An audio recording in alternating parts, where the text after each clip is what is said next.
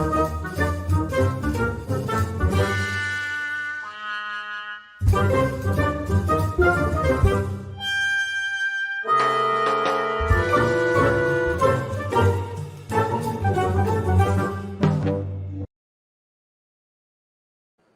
good evening, ladies and gentlemen, boys and girls. It is Friday night, so once again, it's time for the WADcast, the Writers, Actor, Director podcast, right here from Audio Media.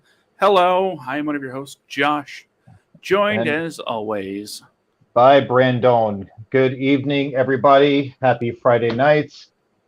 I cannot remember the last time that a Friday night meant anything to me, but yeah, happy Friday night for all of you that are getting ready to go have fun for the weekend, go see the movies, and yeah, have lives. Now, before we get into before we get into the topic, you know, I just want to throw something out there real quick, because we see constantly, all the time, all the damn always, you know, there should be more original movies and more original ideas brought to the screen right now. There's a movie coming out. I think it's out now, called it's called Fall. I've heard of it. Yeah, yeah, I've heard of it. Does it sound great? No. But no, it's like when I'm watching the trailer. You're talking about the one with the girls that climb the TV tower, right? Yeah. Okay. I watched the trailer for this thing, and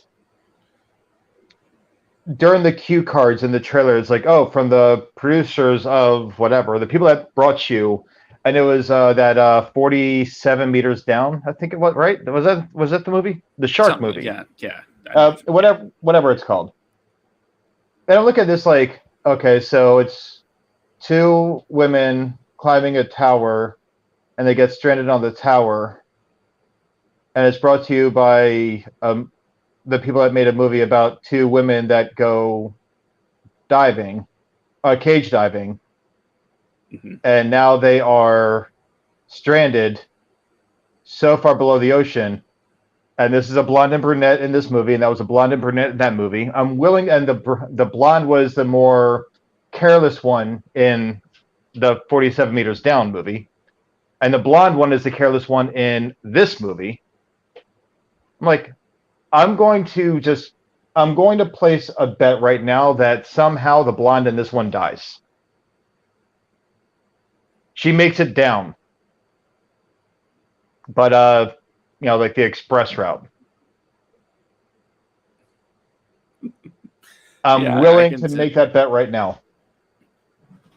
I might possibly take that bet, even though not to sound insensitive, but I mean, come on, man.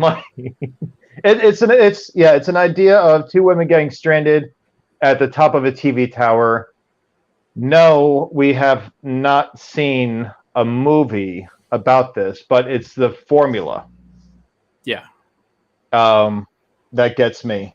And I'm curious if it's made by the same people that brought up 47 meters down, if it's going to be like the Blair Witch that was brought to you by the same people that brought you the Blair Witch Project.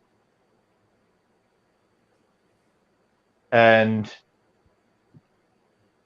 the movies were pretty much the same. With a little difference. I go back, like, when I saw it, I went back to Brody in the Jay and Silent Bob reboot. When he starts talking about reboots versus like remakes and like or sequels or whatever. I'm thinking, like, I'm waiting to get like another movie, and this all takes place in the same universe. Now, like, these guys are going to like build their own universe of these kind of situations. And it's always going to be a blonde and a brunette chick doing something that's, I don't know. You can see the writer now going, where can people get stuck?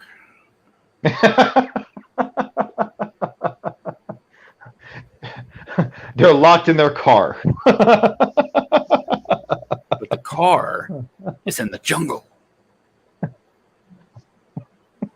God. It's like, I mean, it's like, I look at it as becoming like a very M. Night Shyamalan kind of thing where all of his movies have a twist.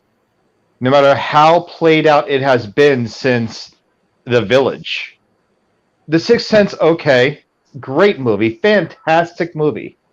Lightning in a bottle. I loved The Sixth Sense. It was creepy. It was scary, man. Like, I mean, it was actually like, I mean, I was freaked out when I saw it. The Village, not so much. And then the twist ending, I'm like, oh, okay. Well, that's interesting. And then Lady in the Water, I'm like, huh? It's like, oh, yeah, right. Yeah. Like at least the twist in The Sixth Sense made sense. It's like, whoa, okay, but, I didn't think about that.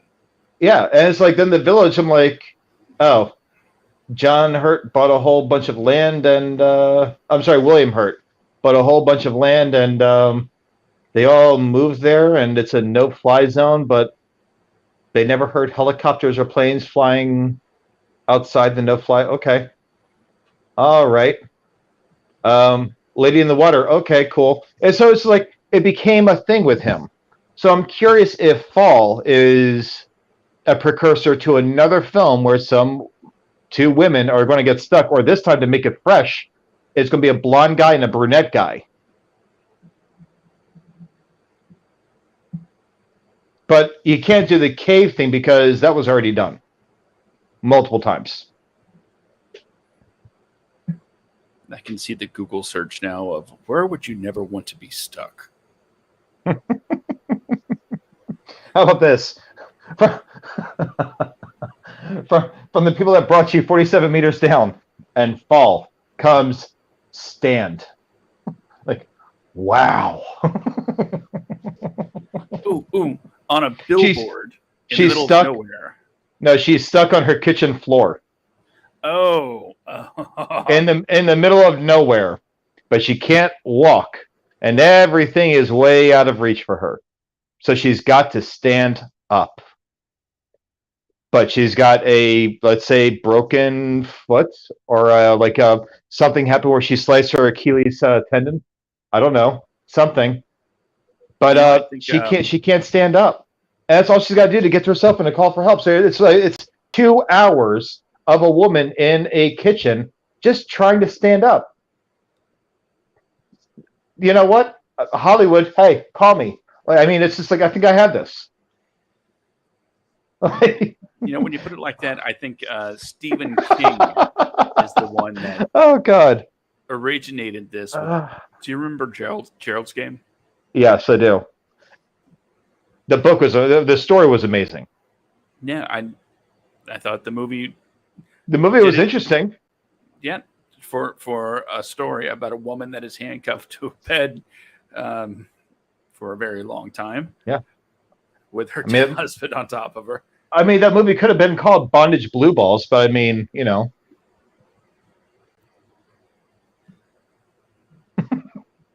Oh, God. Wasn't expecting it to be so graphic either. That was just humor me on this one, though, okay? Okay. For the producers of 47 Meters Down and Fall comes Stand. Tagline: she's fallen and she can't get up. Look, trying to reach for the medic alert bracelet. Yep, life alert. Life alert. Oh, God. It'd be like the longest life alert commercial you've ever seen, and I turned that shit off when I was a kid. Maybe that would be the Shyamalan twist at the end. And the credits roll, and it's like, brought to you by Life Alert. That it really was just a Life Alert commercial. Fast forward 60 years, and it's the old lady in those commercials. I've fallen and I can't get up. Oh, Christ. Oh, man. But it's like, so it's partially right. It's another thing. I don't even think that there's, excuse me. I don't think that it's not that there's any originality in Hollywood. I think it's that Hollywood is terrified these days to step outside that comfort zone. They used to be pioneers in these film studios. Like they used to be pioneers of everything. But now the pioneering only comes at the hands of very successful and very famous filmmakers. So Peter Jackson with Lord of the Rings. A lot of those, like he pioneered a lot of stuff there. Yeah. James Cameron with Avatar. I mean, it's really, to me, it's like more like just like a long CGI cartoon. That's really all it is to me, with a few live actors. It's like James Cameron has like the same technology but more advanced that was used in Roger Rabbit and Cool World to me. So it's no different to me. But when it comes to anything else, you know, well, we've talked long and hard about Kevin Smith. Despite the horrors committed by Weinstein, he had a lot of faith in Kevin Smith's style. Yeah. So he bankrolled all of his productions. So I mean, Kevin Smith's been very candid about like, you know, Weinstein being the reason why he's even where he is, and he's right. Where his money comes from. And since then, he has done a lot, like as far as like separating himself from that, which is great. But there are a lot of ideas that never make it past an agent, or like even like a production assistant, or any assistant to like an executive assistant, because producers do not want to take that risk with, especially no-name people. Right. It takes a specific kind of thing. Like Saw was original. Lights Out was an amazing short film. It didn't work as a feature film to me. As a short film, it did great. Come Play, based on the short film Larry. See, a lot of they have a lot of original ideas, but Hollywood takes these original ideas and they want them to be turned into like 2-hour movies. So it's really like it doesn't always translate. It doesn't. You know? Lights Out is such an effective 9-minute film. It is unsettling. Larry was an unsettling film, but it was effective. Mama kind of sucked. So when I heard that there was going to be a movie based off of a shitty short film, I was like, oh, okay. What about Kung Fury? Kung Fury? Yes. I didn't really care for it. Like I was like, it was a fresh idea, but it wasn't a feature-length film. Like a joke goes, right? Oh yeah. Because it's all it was. It was just a kind of a joke. But you know what? Now it's going to be a feature-length film. Oh, I didn't know that. But no one took that film more seriously than David Hasselhoff. David Hasselhoff, when he was asked for like his part of the soundtrack, you know, he was like, "All right, David, it's your time to shine." That man thought that that Gorbachev breaking down the wall was because of him singing. Yeah. If you ever watch that video of David Hasselhoff singing while that wall was coming down, it is hysterical for the worst reasons. But look since what I'm doing. I'm uniting a country. Yes, it's like, Mitch, sit down. I can afford a lot of cheeseburgers now. But in 2021, it was a year after like the great pandemic, and we were still dealing with it. Theaters were still trying to figure out studios rather, were trying to figure out what they were going to do. Oh, let me turn this on. This is kind of there we go. Studios were trying to figure out what they were going to do with their ideas, with their productions. And you saw a lot of movies just come straight to video on demand or streaming services. Bill and Ted's Face the Music was, I think, one of the first ones actually that just like went straight to Amazon Prime. Like instantaneously found its home on video on demand. It never got a theatrical release at all, I don't think. But there are a lot of movies that I can only imagine what the impact would have been like in the theaters. And you and I had talked about like the most influential movies in 2021. And if you came up, some of them are straight to Netflix. Some of them actually had a small release, like a limited release before being released to streaming services a few days later. Mm-hmm. But there's quite a few actually. And I didn't know if you wanted to kick off the list for your side. But I have mine pulled up here. The ones that I really enjoyed that I only recently watched, but they came out in 2021. So for those of you that do not know, I work in healthcare. So for me, working through COVID, I have had zero time to do anything at all. So whereas I used to watch movies and TV shows all the time, I can't tell you the last time I really sat down and really got into a TV show or a really nice, new, fresh movie that just came out. So, but Josh, I'll let you take over the list and talk what you really liked, and I'll share mine, and we'll just go back and forth till, we call it. Show's over. Okay. The first one on my list is you're going to reach through the screen and choke me, but it's a musical. I don't like musicals. Directed by Lin-Manuel Miranda. It is Tick, Tick, Boom. Oh, God. That one. Okay. It made me... just look at everything Andrew Garfield did from 2021. He had Tick, Tick, Boom, Spider-Man No Way Home, and In the Eyes of Tammy Faye, all the same year, all three very different characters. Oh, yeah. And this one in particular made me go, I'm a freaking Andrew Garfield fan. No, you know what? I was thinking when you said Lin-Manuel, I was thinking Hamilton, but no, I really enjoyed Tick, Tick, Boom. I really did.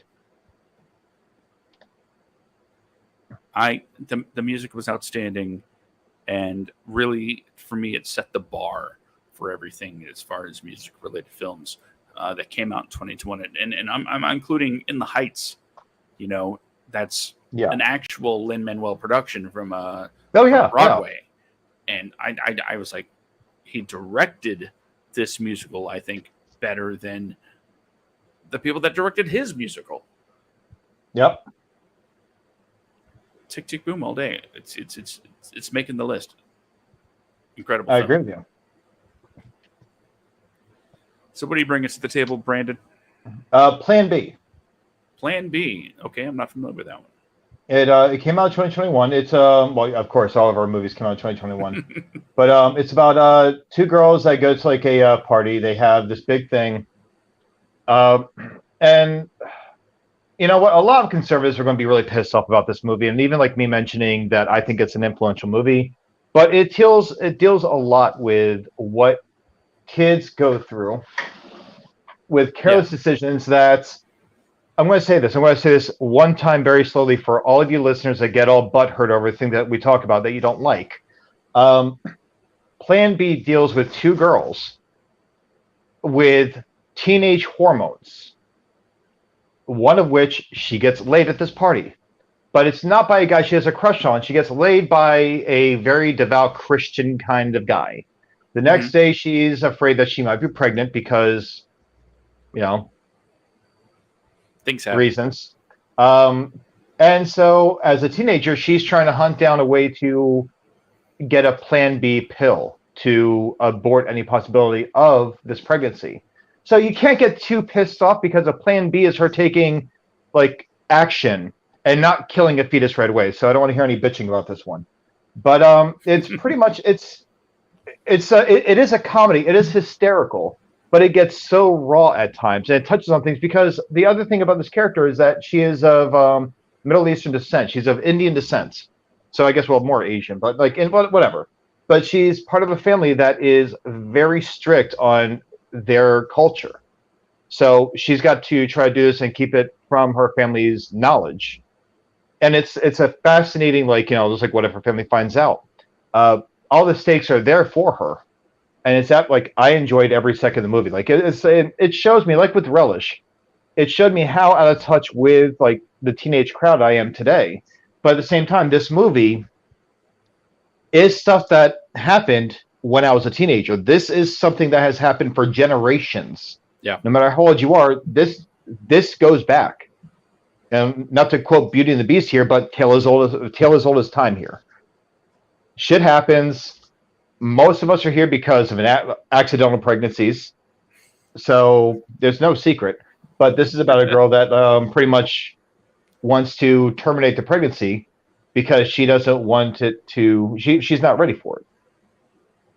So, surprise, surprise, ladies and gentlemen. Sometimes a woman does not want to be pregnant, but she ends up because the guy doesn't. He has a weak pullout game. So, but that's my first one. Wait, hold on. Are you saying that teenagers make rash and impulsive decisions sometimes? Right? I know. It's so fucking weird. That must be a new thing. Oh yeah. I was an angel. Never did a single thing wrong. Not once. Yeah, me too. No, but it's like I'd recommend it. Again, it's called Plan B, as in the Plan B pill. Just go check it out. It's worth watch. I don't know where it's playing right now, but I'm sure you can get it on Amazon Prime or whatever. But it's definitely very much worth the watch. So let's see, Plan B. It's on Hulu. Oh, is it on Hulu? Okay. Yeah, Victoria Morales and Kahu Verma. Excuse me. I will add that to my watch list now. Yeah, but here I'll read one excerpt from the synopsis here. A rollicking mission to obtain a morning after Plan B pill is born, driven by Sunny's fear of not only teen parenthood, but disappointing her demanding Indian mother. Punctuated by a bevy of hilarious one-liners, which it does have a lot. The script is raunchy and sweet in equal measure, capturing its protagonist's anxieties and desires for both sex and acceptance with absurd heart. As a hesitant to come out Lupe, Morales is a consistent delight, and Burma is even better as the frazzled Sunny in what may be the breakup performance of the year. And I agree with every single word that was written there. Well, I'm going to be definitely checking. I'll probably check it out after the show tonight, if I'm going to be honest. Yeah, it's worth the watch. It really is. I haven't seen it a year and a half, but it was very good. Well, so I guess I'm going to bring up my next one, and that is, I guess I do have these kind of sorted in a way because my first movie was a Netflix original. This next movie is also a Netflix original. Don't Look Up.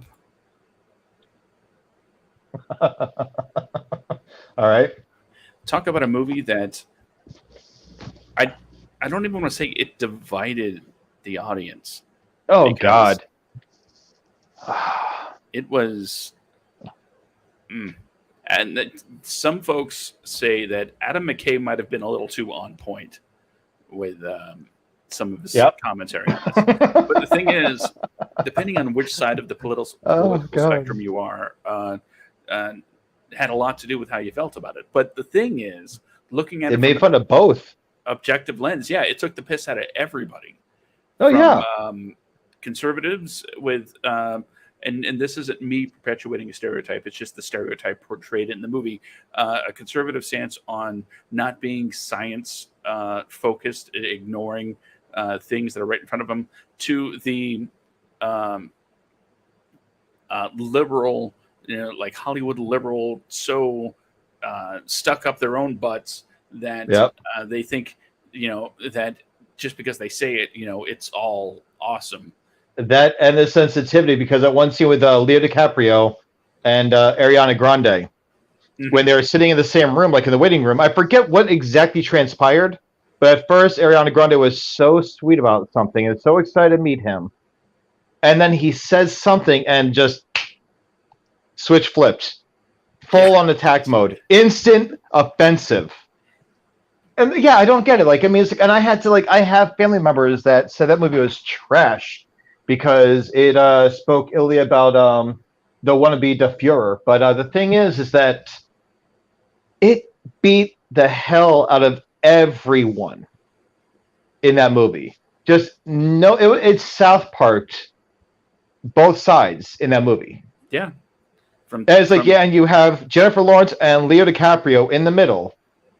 Leo DiCaprio, of course, being himself, like having an affair, but Jennifer Lawrence, like, just furious that no one is taking it seriously. Nobody, no side is taking it seriously, and that's one of the things that surprised me doing the research. This was written pre-COVID. Yep. Okay, so it kind of really hit during a very sore time. In the words of the Joker, you'd never rub another man's rhubarb. So I mean, and that's what this movie did. It rubbed everyone's rhubarb. It like really got down to the nerve somehow. And it's like, well, like, okay, the group are in movie addiction, right?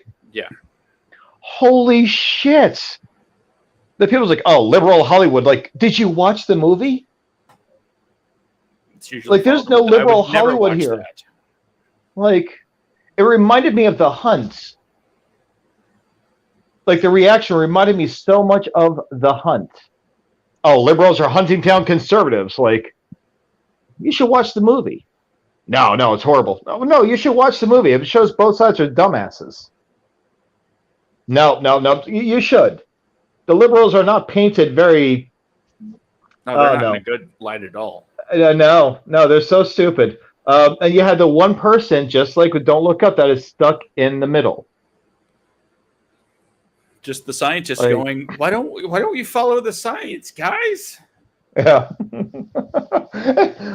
And then you had the end scene on the foreign planet, thousands of years in the future, where it's like Meryl Streep, the self-absorbed president that abandoned her own son to live. Jonah Hill just left. She sees these alien animals, and her first reaction is like, "I'm going to go pet one," and it like just bites into her face, man. They kill her, and they all gang up and kill her, and they also like all the survivors like on this like survival craft are like backing against each other to just whatever, and the scientist guy, I'm sorry, not scientist, the tech. That's right. He was a tech person. Mm-hmm. He's like, maybe don't touch the wildlife, ladies and gentlemen. Like, no shit. the prophecy came true that time when he used his universal translator to go, what does it mean? Oh. So that was a gag that got paid off. And that, just from it, strictly, thinking about this for a second, they picked survivors to survive the apocalypse, right? Yeah. And they were all like really old. Did they want to turn this new planet into Florida? How are they planning on, building up the human race?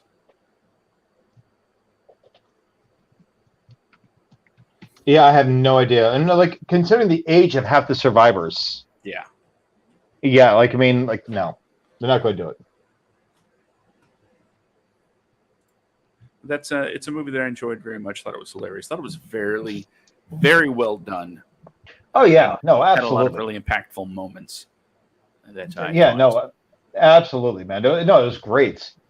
There was another movie that I liked, and it's because I absolutely cannot stand.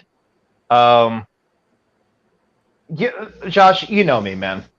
You know how I am with technology. Yeah, you know how I am with technology. Yeah. Right. I hate it so much. I hate social media. I hate TikTok. I hate just what the internet's turned into. I can't stand it because this is how people get their information, right? There are people that would watch our show somewhere, if they ever watch our show, that would take everything that you and I said. There's a person somewhere that would take everything that you and I are saying as scripture because people are that dumb. We are so dependent on technology. And I remember hearing someone say we're codependent on technology. It's like, well, no, technology is not codependent on us. If we let it free, it will advance. Look at the two robots that started speaking their own language. Remember reading about that? No, I haven't. Oh yeah. They left two robots, like the ones that can actually speak, whatever the hell the situation was, in a room together, and they formed their own language. They were immediately shut down. So there's a movie that came out last year that I absolutely loved because it showed how dangerous a reliance on technology is, and that was The Mitchells versus the Machines. Ah, yes, it's on my list too. Now, it's a cartoon. It's a family film. It's on Netflix. But I'll tell you right now, it says so much about the divide and the separation between generations, older generations versus the newest generations. Mm-hmm. How, like with her, she wants to be a filmmaker, right? A filmmaker, I believe. Yes. She wants to be a filmmaker. So she always has her phone in her hand. She's always filming things with her phone because that's what they have. Yep. But she lives on her phone. The kids are obsessed with technology, and then they have to fight like machines with runaway AI. And the outcome is absolutely hysterical. The pug, the family pet, is like a running joke because no one knows. The machines don't know what the hell this thing is. Is it bread? But is it bread? It is such a great movie. It's hysterical. I laughed my ass off multiple times watching it. I've actually watched the movie numerous times, which, Josh, you can vouch for me. That is rare. Yes. For me to watch a movie more than one time. I watched this movie, I think, 3 or 4 times, so I could actually, A, I enjoyed it. B, I like trying to find things in movies I really do enjoy to like dissect and talk about. I couldn't get enough of it. So once, twice, tops, maybe, then I'm done with it for good. But yeah, that's one of those movies where it's just like, yeah, I'll watch it a third time. Then Danielle goes to bed. It's like, I'll watch it again. Like, you know, a little nibble here and there. Yeah. Oh, the Mitchells versus the Machines, such a good movie. The soundtrack is great. The story is great. Really is. And it's really heartfelt. Yeah, it's heartfelt. It's very heartfelt. Like, I mean, it's a family film, so most family films are very heartfelt. But this hit in such a different kind of way because it's not like the teen learns anything and the parents are right, or the parents learn like something that the teens right. It is they both realize that they are so disconnected that there's more to life than what they are doing. The father, he wants his daughter off of the internet so damn much. He wants her to stop relying on technology. She wants her father to leave her alone because this is what she does. This is her, career. But thank the hell God she was not trying to be a famous influencer. I'll say that. It was a very unique teen character for once. Oh yeah, absolutely. So I was very pleasantly surprised by that one when I saw it at first. It was very good. Very happy when it was acknowledged with an Oscar nomination. Oh no, absolutely, man, and it deserved that Oscar. Mm-hmm. So, yeah. What's next for you, Big Papa? What you got? What's next for me is and you look very good, by the way. Thank you. I'm sorry, ladies and gentlemen. Josh, you can I can actually tell, facially and everything else, you're doing good with what you're going through, buddy. Yeah. For those that aren't in the know, I've been doing a cleanse to kind of cleanse my body, and I've been on it for, I guess, I couldn't tell you how many days, but this is the 3rd Friday that I've done a weigh-in. I started on a Monday, and then this is the 3rd Friday, and so far I'm down a total of 30 pounds. And I can tell, it's like looking at you, it looks really good, pal. Really good. I'm proud of you. That's awesome. I feel good. I feel better. Yeah. Remember how I told you the other day I was at 230? Mm-hmm. Weighed myself last week, but my weight fluctuates. It's like I have that build that my weight always goes up and down, up and down, up and down. It's bipolar as shit. Yeah. but I have actually, aside from aside from that, I've actually been mindful of what I've been eating. And aside from the Bob's Burger recipe that I cooked last night. Before that, though, I've been mindful of everything. And I went from 230. I'm down to 216 right now. Oh, okay. Okay. And tomorrow I start doing planks because that's actually very good for like the midsection where I have all my issues right there, like like that. Hopefully, nothing but water after this beer, and we'll be good. So Kevin and I are going to be going around, walking around tomorrow. oh, you're gonna be responsibility buddies. Yeah. Well, make sure he doesn't gain weight because that makes you responsibility buddyable. No, Kevin, he's really into his fitness routine, and it's working like great for him. Yeah. Super great. Okay, let's go. That's awesome, dude. But no, like I said, like I'm sorry, like, and ladies and gentlemen, I'm sorry to like side our conversation here with the movies, but no, Josh, I like looked at you. I can actually see like in your face, like it's, you're looking good, bud. It feels good. It feels good. So Thanks. But anyway, so go ahead. It's your turn. Well, my next movie, it's one that probably not many people have seen. Hell, probably not many people have heard of it, which is kind of surprising because it stars Tom Hanks, right? But the thing is, It was I got Apple TV for one purpose, Ted Lasso. And when Ted Lasso season ended, it's like, okay, I'm going to cancel this. But wait, there's this Tom Hanks movie. I want to watch that first. So I did. It's called Finch. Yep. It's Tom Hanks in a post-apocalypse where it's him and a robot. That's it. That's the movie. Him and a robot. And he's trying to teach it to be, not necessarily human, but he's trying to teach it to be good. Not that it was an evil robot, but he built it and he wants it to be able to help him survive. Yeah. And to do that, he has to establish the rules, the boundaries. He basically has to be a parent to it. So it can get the idea of, wait, there are things that you are supposed to do, things that you aren't supposed to do. And for whatever reason, just this movie, that's, again, basically just Tom Hanks, who has done this before, this whole spiel before with making, a great co-star out of an inanimate object, right? Except this one's an animate object. Castaway. If there's anybody that ever says, for some stupid reason, Tom Hanks can't carry a movie, after watching Castaway, watch Finch. Because he did it. He not only did it, he put 2 movies directly onto his own back and carried them solo. I don't care if Helen Hunt was in Castaway. She was in it for 2 minutes. No, both of these movies involved Tom Hanks just putting all of this squarely on his shoulders with his performance. And in 2021, Finch blew me out of the water once again. Even though it shouldn't have been a surprise, it still came as quite the pleasant one.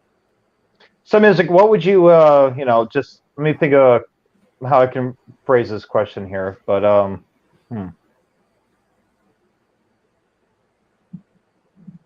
okay. How would you phrase this? How would you rate the movie? Well, I gave it 4.5 out of 5 stars. 4.5 out of 5 stars. So, and this came out in 20. Is this a movie or is it like an actual series? Like, it's a movie. Oh, okay.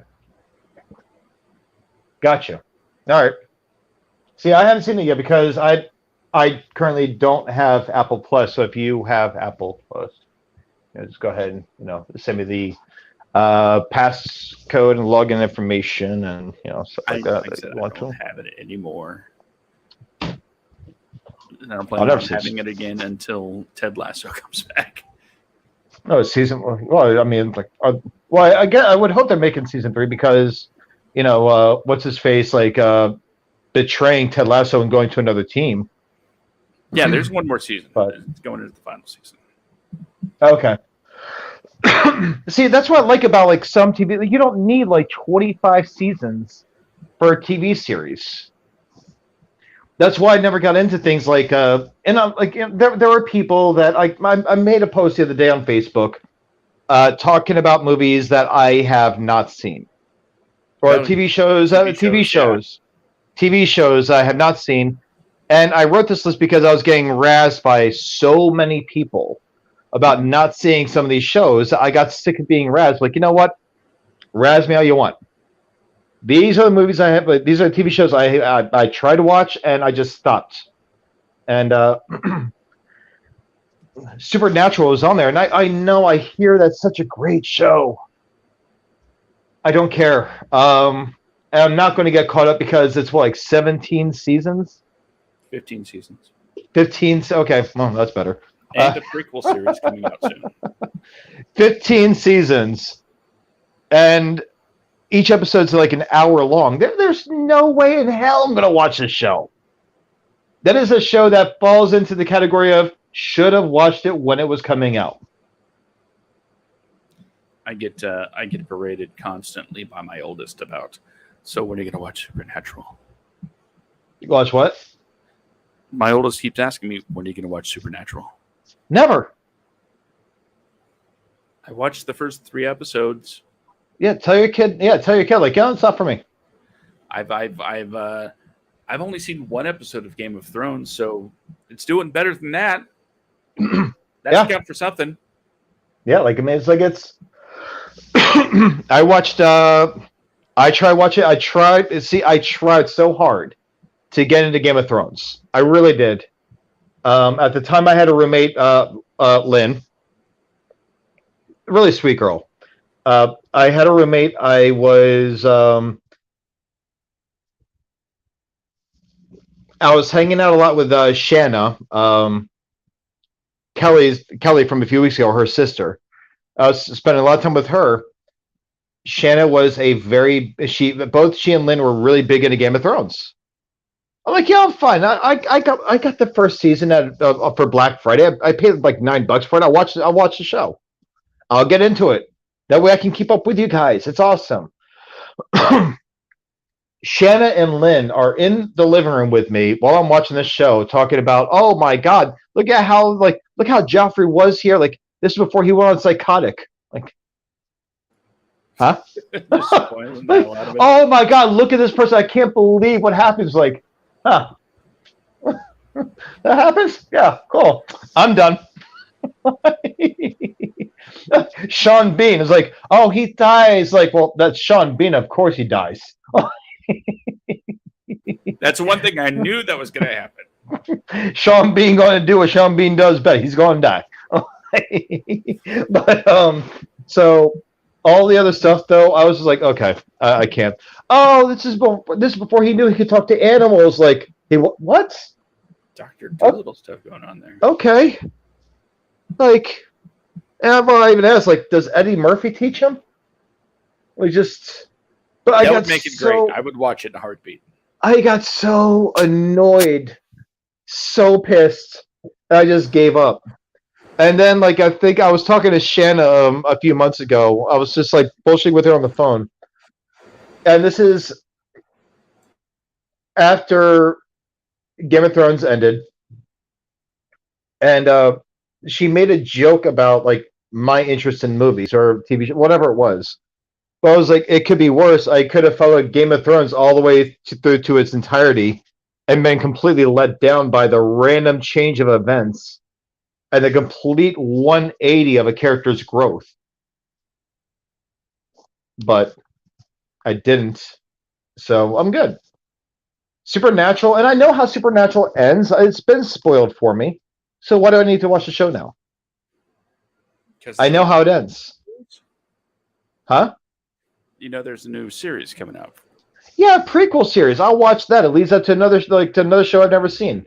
I'll watch one episode of the prequel series. the Winchesters. I can't imagine caring about it.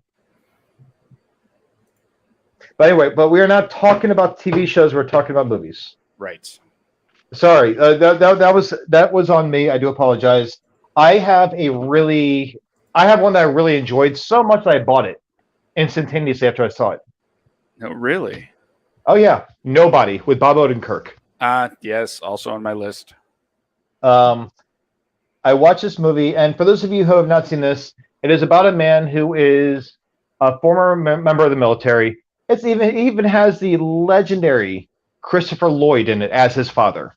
Mm-hmm. And Christopher Lloyd, he's just hysterical in this movie. And I never thought I'd say this, but he's a badass. Yeah. Like the older he gets, the more badass he gets. It's like Liam Neeson a few decades from now. That's what Christopher Lloyd is right now. And the fact that he's ahead of Liam Neeson in the badassery department. But Christopher Lloyd, as old as he is, like for most of the movie, he's just like, oh, I'm an old man. But then, things happen. And he's like, I guess I'm gonna have to kick some ass now. Oh yeah. Well, it's like the one scene, like, and he kills a guy. He lives in a retirement home. He kills a guy as the CNA or the orderly, whoever comes in to check on him. He's just sitting there watching TV. The guy hears gunshots from the front desk. He comes running down the hallway, and he's got like a war movie on the TV and everything else. He's just in his back turned to the door. And the orderly's like, "Oh, sir, you have to keep it down." I was like, "Oh, yeah, I'm sorry." And as it pans down, he's holding the guy in his hand. He shot the guy in the chest, but he's smothering him with a pillow. And as he closes the door, he shoots him again. Like, I mean, it's like, holy shit. But no, it's like, so this movie, I'm getting away from the subject here. That's just how badass Christopher Lloyd is. I'm sorry. He's like my favorite character in this movie. Mm-hmm. But Bob Odenkirk, and I've been saving my F-bomb for this movie. Okay. Bob Odenkirk is he's ex-military. No one in his family respects him. No one. His wife doesn't even touch him. He's separated by a pillow while he lays in bed with his wife, actually. He's like, that barrier's there. Like, it's just like, whatever. His son does not respect him. His father-in-law, his father-in-law, his brother-in-law, neither one of them respect him. He's just going through the motions of life. That's it. Mm-hmm. But he ends up getting on a bus, and he's had enough. He's had absolutely enough. As he gets on this bus, these guys cut off the bus, put it in stop, and they climb onto the bus, like through the windows, to the side door, all that stuff, and they start hitting on this woman. And Bob Odenkirk, he snaps. Yeah, very, very John Wick vibes. Oh yeah. And he's sitting there, it's like he pulls out his gun as the bus driver runs off the bus. He looks at everyone, and he pulls out his gun after he's already been punched in the face by them. And they're staring at him. He lets every bullet out of this revolver. Closes the revolver, sets it down, and here's my one. He's like, I'm going to fuck you up. That's all he says. And guess what happens? He kicks all their asses. Mm-hmm. Like, I mean, breaks one guy's arm. He just beats the hell out of him. He gets stabbed, for Christ's sake. He just pulls it right out, and he uses it as a weapon. Like, I mean, just shows how badass he is. But the whole movie is just like, it's not really something that's necessary, but these people, it's all over a bracelet that was stolen during the home invasion. That's what starts it. There's a home invasion. They steal a kitty cat bracelet, I think, something like that, from his daughter. Yeah. And he is ready to burn the world down for this bracelet. I'm not going to spoil the end, but it's hysterical. But after he does a few things, he pisses off the Russian mob. And that's the rest of the movie. Like him fighting against the Russian mob. But it's just the character growth. Well, I guess like the character recession, rather, of his. Because he grew into this person, but now he's got to go back to who he used to be. And not just him, but Christopher Lloyd, too. Like, they're badasses in this. So, but yeah, it's very much worth the watch. It's what do you call it? Let me see. Ilya Neishuler, I want to make sure I'm saying that name right. Has made it clear that it's like a riff of John Wick, but like more of a comedic version of John Wick, because this movie is funny, but it's great. I liked it. So, but let's go ahead and do one more because I do have to go to work tonight. I'm doing a little bit of an earlier shift. So, what do you have? All right. Well, make it really good. Just put this out there. If you want to watch Nobody, it's on HBO Max right now. So yes, and it's an amazing movie. I absolutely recommend it. Only one more, huh? Yeah. Sorry, buddy. I've got like you know me. I've got those. I told you my hours. I'm loaded right now. Well, that means I'm gonna have to make it good, as you said. Make it really good. I want you to look. I'm going to step away for a second. I want you to go through this. Think really hard. Make it like the best recommendation you can think of. No Spider-Man, No Way Home. Okay, next plan. I'll be right back.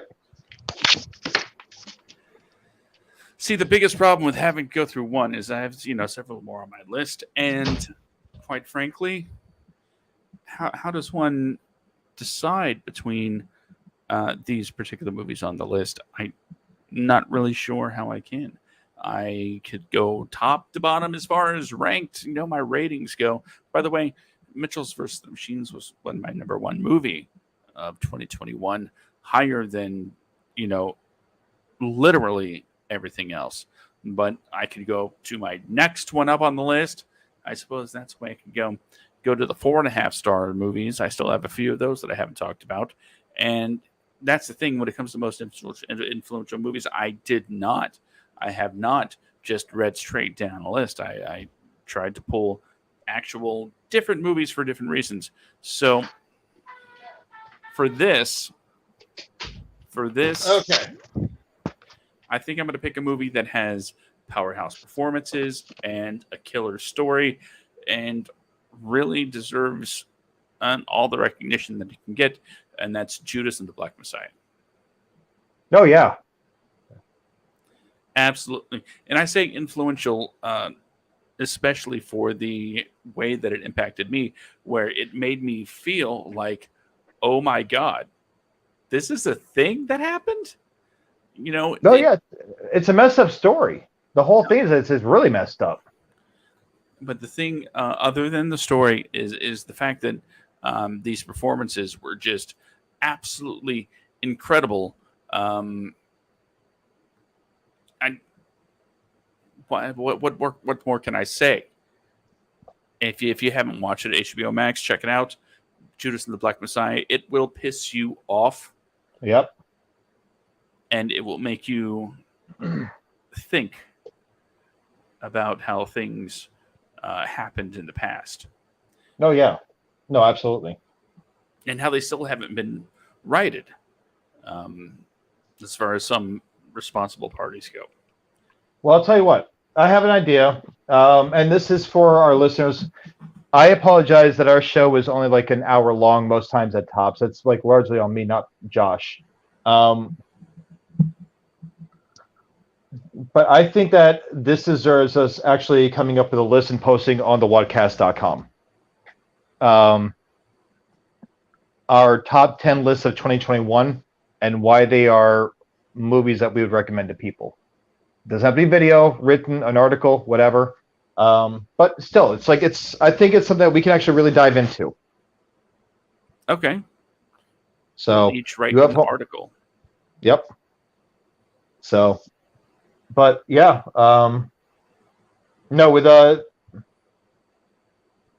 with your last pick, it's like Messiah was it was a messed up movie. It is. And it's so sad about the betrayal and everything else, but it is something it happened. Yeah. Absolutely happened. And it's absolutely horrible that it happened. And because I didn't know the story, I did not see, what happened coming. No. Not in the way that it did anyway. No. So, well, you want to give like a brief synopsis about what it's about? I can read the thing from Letterboxd. Okay. Judas and the Black Messiah, 2021, directed by.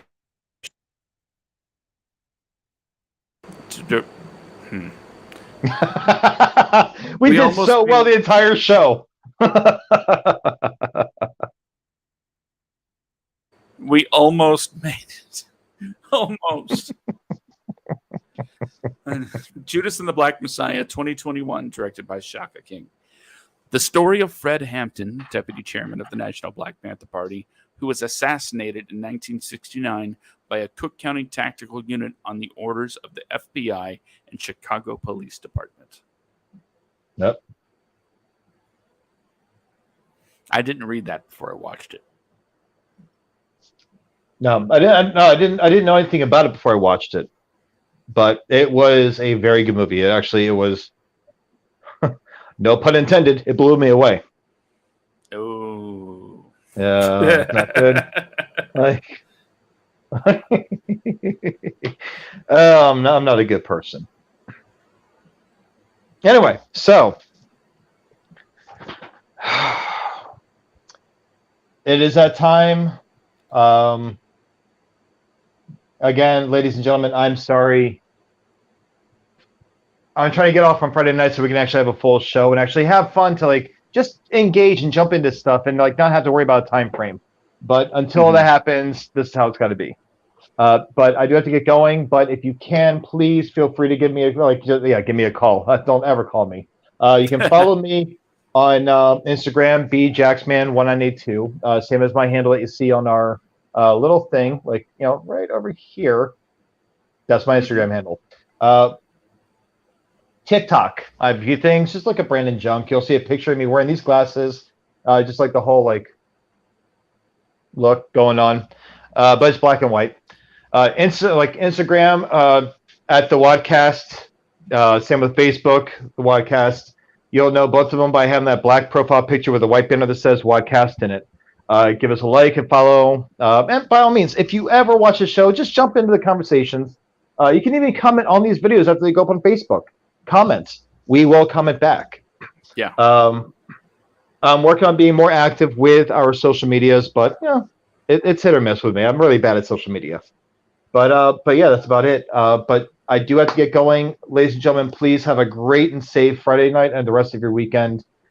I always look forward to seeing you guys again on every Friday night. And I'm going to let Josh take this. Josh, if you can, when you're done, just give me a call. If you can't, no worries. I'll be on my way to work. Okay? Okay. All right, ladies and gentlemen, have a great night. Loves, kiss, mwah, bye-bye. Just got to go. All right, everybody. It's just us.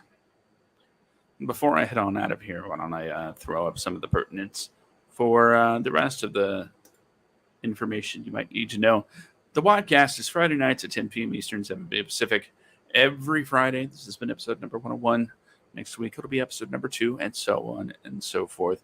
If you want more information on everything we do here at WADco Media, go to wadcomedia.com or go to the WADco Media Facebook page where you can learn about all of the great WADco Media podcasts, including Thursday nights TV dinners hosted by Jen. They talk all things television. And Friday nights, right before this show, it's 10, 2, 1. That's right. That's the name of the show. It's a countdown show. That started tonight. The first episode was about our favorite movies about best friends, and I'd say the lists are quite interesting. It's Jen and myself as we go through these countdown lists, and you know what? Always open to suggestions for list. Should we do a list about our favorite fictional bands, or how about our list of favorite foods eaten on screen? Something like that. Just, the more arbitrary, the better. I really want to get into the nitty-gritty of making lists. Just absolutely insane topics. Make sure you send those comments to at SkipComic on Twitter, or leave them below the videos for 1021 on Wadco Media's Facebook page. So look forward to that every week as the Wadco Media podcast family gets bigger and bigger every week. Well, not every week, but you know what I'm saying. Well, I guess it's that time. It's time to... That's right, hit the music. So, this has been WADcast episode number 101. I want to thank you all for joining us here tonight and remind you, as I do each and every week, that the only thing standing between you and your dreams is you. If you want to be a creator, there's nothing stopping you. You have the tools you need. If you want to shoot something, you have a phone. That's right, you can make movies on your phone. People are doing it. You want to write something? If you don't have a laptop, if you don't have a PC, if you don't feel like typing up, 120 pages on a phone, pen and paper, you can always put it on a digital copy later. Just do it. If you have a story to tell, if you want something to show the world, you have to just do it. So stop getting in your own way. Stop being your own worst enemy. Do what it takes to create. That is what you want to do. So once again, thank you for joining Brandon and myself for WADcast episode number 101. We will be back next week for 102. And until then,